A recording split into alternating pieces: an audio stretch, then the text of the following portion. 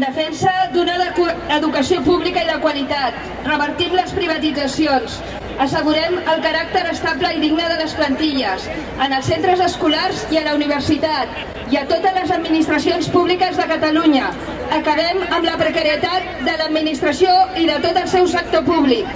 Assegurem una plaça pública per a tot l'alumnat, gratuïta també per tota la infància de 0 a 3 anys. Avancem cap a la plena gratuïtat de les universitats públiques i en la formació professional. Des d'UTEC, que som també part de la IAC, exigim al senyor Cambray, el conseller d'Educació, que s'assegui a negociar realment, perquè després d'un curs ple de vagues, on les treballadores i treballadors de l'educació ens hem mobilitzat, tenim un conseller i un departament que es nega a negociar. Exigim una negociació real ja.